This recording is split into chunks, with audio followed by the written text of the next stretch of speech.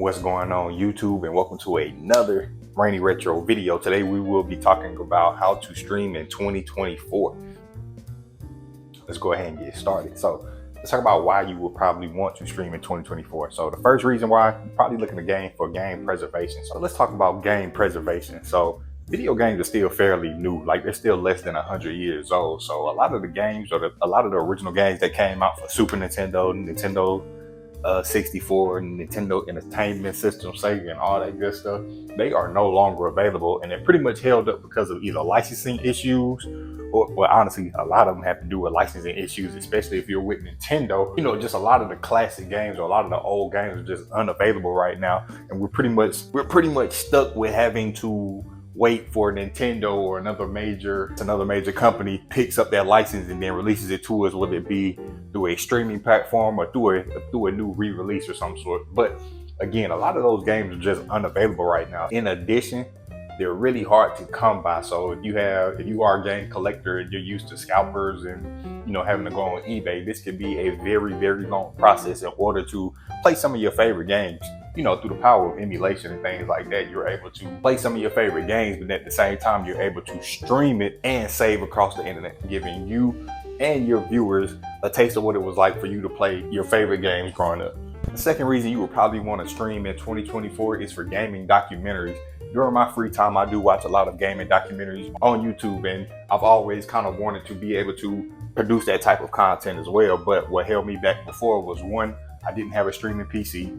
Two, didn't have a device capable of holding all of the games that I would possibly want to play. And then three, I just didn't have all the necessary equipment, or I didn't have the equipment that I thought was necessary in order to create those type of documentaries. And lastly, another reason why you would probably want to stream in 2024 is just for content creation. This pretty much gives everybody the opportunity to create content online and potentially be able to make a lot of money doing so. I feel like it's one of the easiest things that you could possibly do. Like if you're under 21 and you're not having to pay for rent or anything, you can say you're under your mama's crib, or you are paying rent or whatnot, but you're kind of looking for a side job. I'm gonna 100% tell you to go to YouTube and just start streaming, man. Like it's still fairly new, so the platform is basically wide open right now.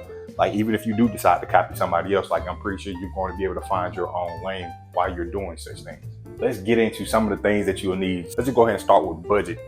Your budget, like the bare minimum, what you're going to need is about $250 to around $260 to just go ahead and get this started. Like let's say you don't have a computer, let's say you don't have a PC, you're going to need about $260 to get this started. And you're going to need some kind of retro gaming handheld or some kind of device, preferably Android or Linux, that is capable of playing all of your favorite games or whatever it is that you're trying to stream at the time. So in my case, when I first started, I started with the Retroid Pocket 3 Plus. Now around the time it was around $250, and I was able to get it off Amazon. Now they no longer make this model. They do have the 4 Plus and the 5 and so on and so forth. So if you do want to get started in that, I would definitely tell you to recommend getting one of those. What made it really easy was it was Android. So with it being Android, you're able to just download all of the necessary apps that you could possibly need. And then it's just really easy to be able to create content and then immediately be able to share it online. So that's a Retro Pocket 3 Plus. Or again, like I said, if you have an Android phone, you may not need to spend any money. You can just use your phone. You just need to do a little research on downloading certain emulators like RetroArch, and then maybe Dolphin, and then maybe a little piece, but not PC, what is it called? Honestly, you probably get some Game Pass on there, some Steam, the Steam library, and a few other things. It just kind of depends on, how powerful your phone is. Again, that's around $260 in my case. I went Steam Deck, so I did have the Retroid Pocket 3 Plus, but I ended up losing it. I'm pretty sure you guys already know about that story, but I ended up losing it, and it got replaced with a Steam Deck, so I'm 100% happy with that. This cost me around $320, but by the time I finish buying accessories and grips and all type of other things, I'm probably, including games, I'm probably close to like $500 in at this point. And that's probably why I produce so much different content with it, because I want to get my money's worth out of it. Let's say you got your retro gaming handheld, or you're using your phone, or you have your Steam Deck. Second thing you want to have your accessories. So starting off, you have the Steam Deck, but what you see here, you want to have a microphone. So it just kind of depends on the system or the type of channel that you're running. So in my particular case, like let's say you want to game and you want to be able to speak to your audience, you want to have some sort of microphone. Now, You can see on the top of my Steam Deck, we have this attachment right here, and that's actually a USB-C microphone plugged in. So I have a lavalier mic that I ended up getting off TikTok for around $4 or $5. You want to have some sort of microphone. I ended up getting this one because one, it was wireless, because the microphone I was using before, it was really good. I actually show you guys. So it's this microphone right here.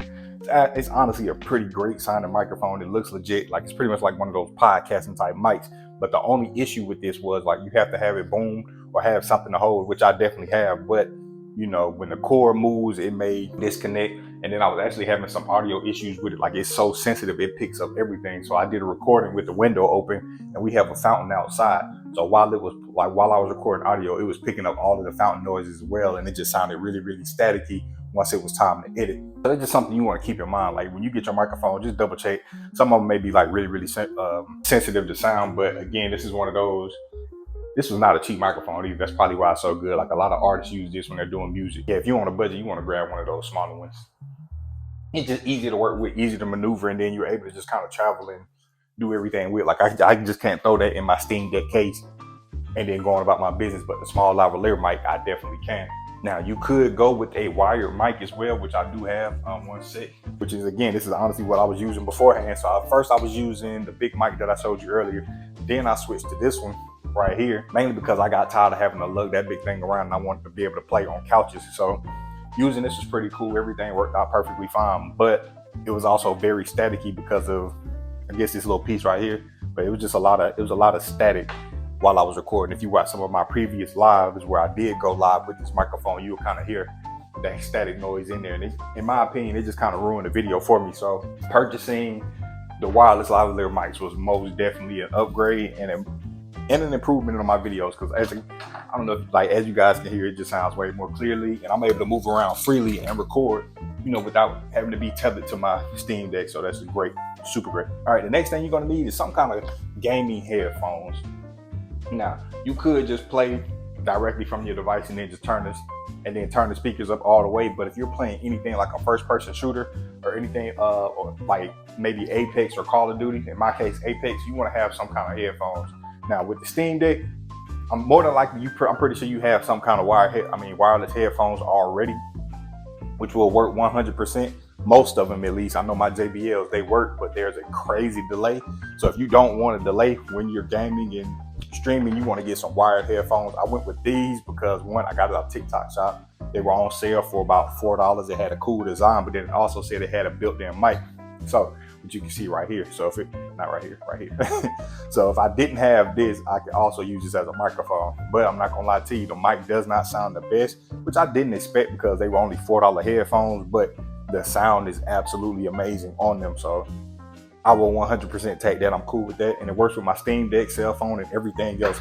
So shout out to TikTok, man, TikTok shop. But again, you want to have some headphones just so you're able to hear the gameplay a little bit better. And then just it kind of locks you in a little bit more so you're more immersed into your game. You can also go with the gaming headphones, which will probably look better on camera anyway. Like, if you're just trying to full-blown go YouTube and look like a complete gamer YouTube, you want to get those big headphones with the microphone built in so that you're able to talk and listen freely. And, you know, it's pretty legit quality so that while you're gaming, you're still able to hear your environment around you and, you know, do your thing. If you did want to go wireless, like you want to go earbuds, that's totally fine. Wireless earbuds do work with whatever device that you're using. Just keep in mind, if you're streaming and they decide that they want to die, you have to take them out and then recharge them, and then you may have to go back in and then readjust your microphone or, you know, Bluetooth settings because your earphones dead. So just keep that in mind.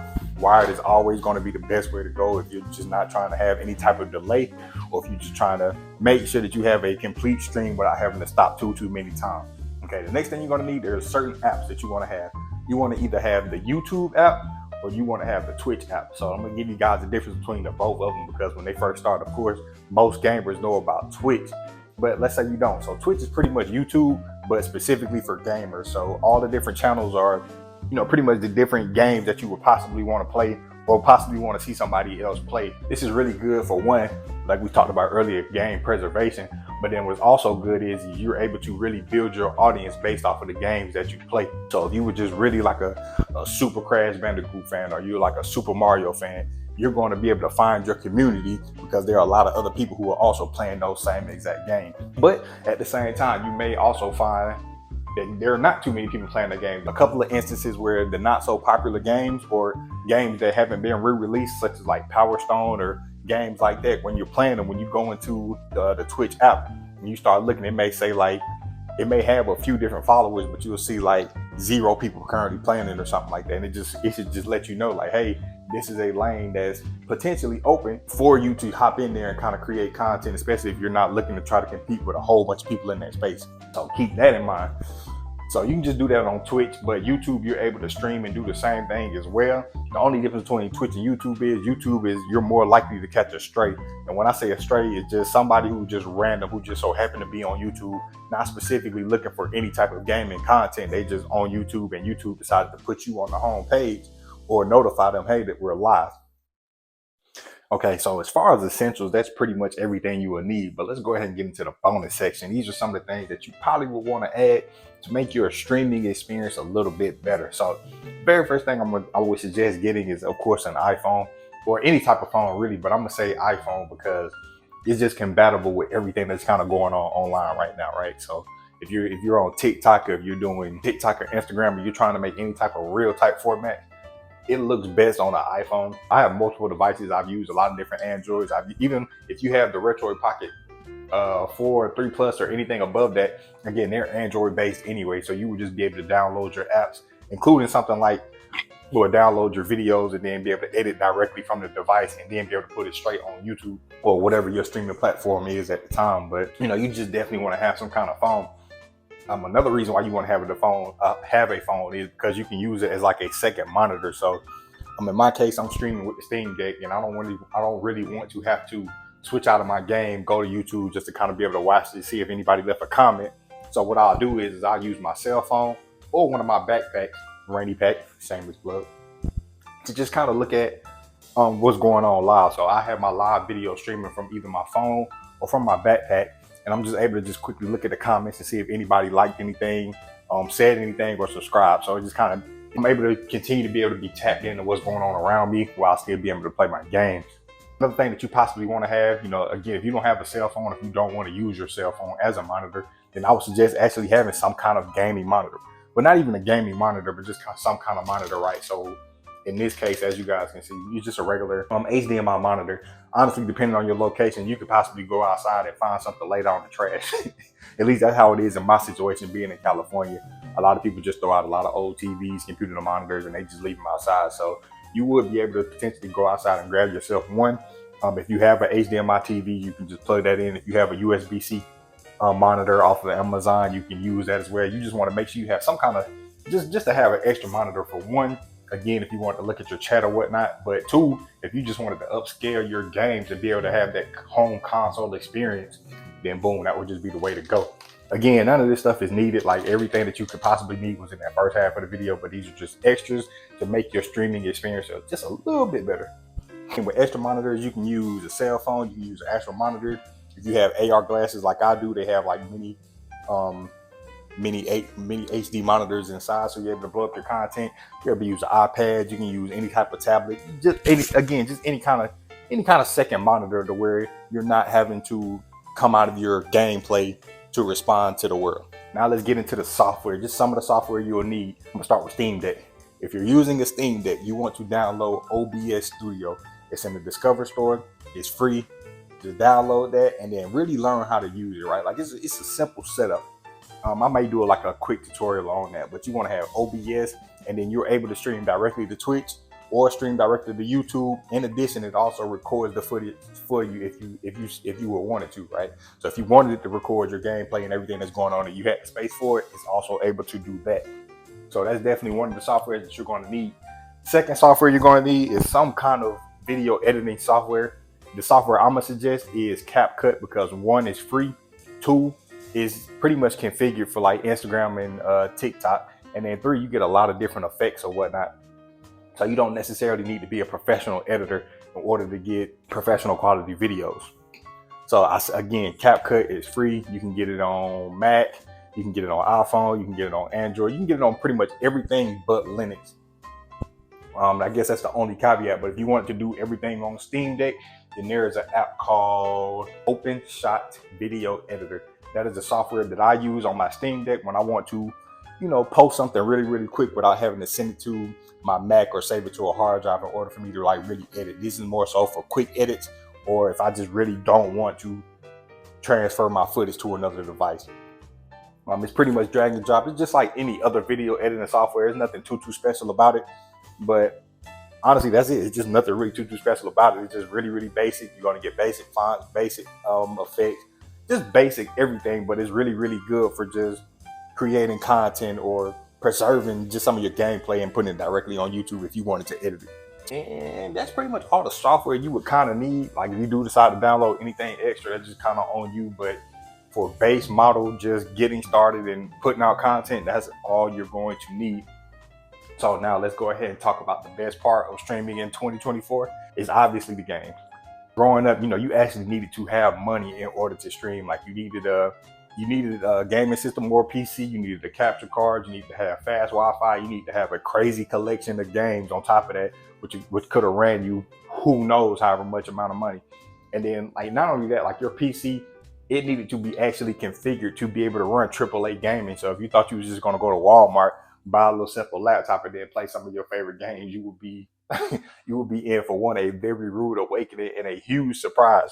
To buy like a top of the line gaming laptop or gaming PC, you have to have like $1,000 minimum, and that's just to barely run some of the games. But if you want like top of the line, high end, it can run you like $2,000, $3,000, $4,000, $5,000. So this is like a super cheap option, but we have way more options now as far as gaming. So one, we have streaming, cloud gaming. My bad, I should say we have cloud gaming. So one of the best ones is Xbox Game Pass. I say it's one of the best ones because they have the most AAA titles as well as multiplayer, right? So a lot of the games that are featured in the Steam library they range between maybe $14, $15 all the way up to like 70. And a lot of those games are available on Xbox Game Pass. So if you wanted to, you can play those games directly from there, and then including multiplayer, or you can use it as like a trial or a test drive to see if you would like to buy that game fully. So you would play it at Xbox Game Pass and then purchase it in something like the Steam store later, and then you have it in your library forever. But if you were limited on space or just wanted to be able to have the best experience to be able to stream and get to it and play updated games that people are currently playing, then Xbox Game Pass is for sure the way to go. Other cloud gaming platforms include Amazon Luna.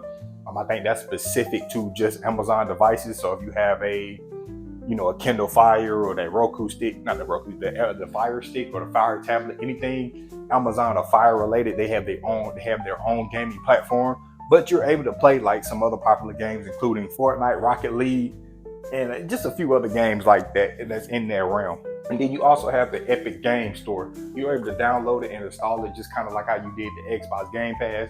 And if you already have like an Epic gaming library, all of that plays on your device. So again, if you were limited on funds, but you have an account, those accounts include free games as well. So you're able to stream some of your favorite games and play them and put them online without having to spend a lot of money. The second option for gaming, which is also my favorite, is of course emulation.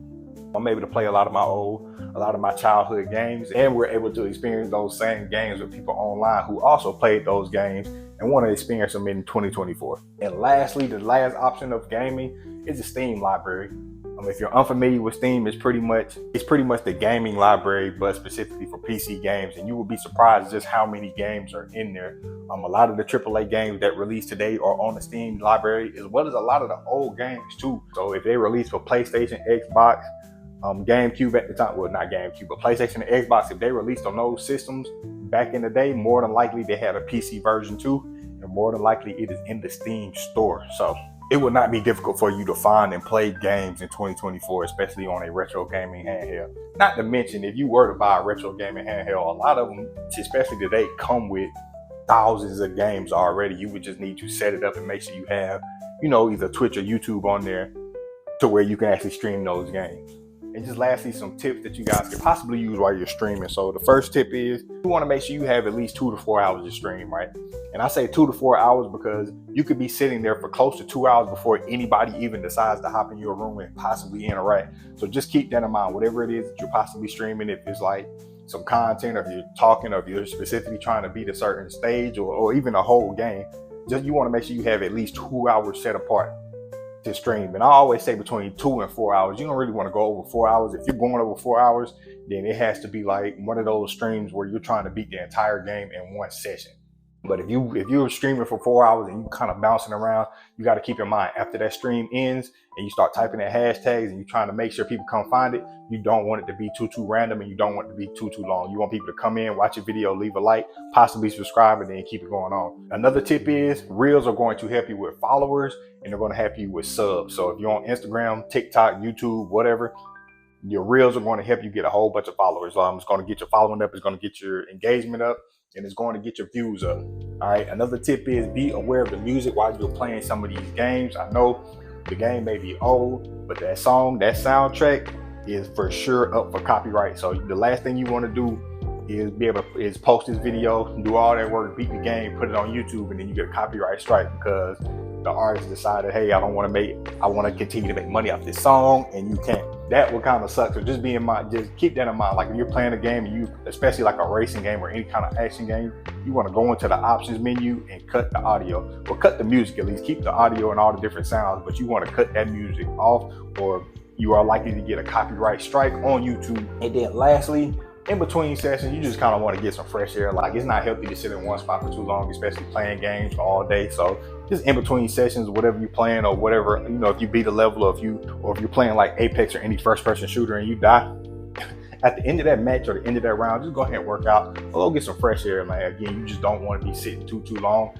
You want to make sure that you're still active. You want to make sure that you're still moving around. Health is wealth, right? Yeah, I hope you guys enjoyed this video. Be sure to like, subscribe, comment, all that good stuff, and stay tuned for the next video.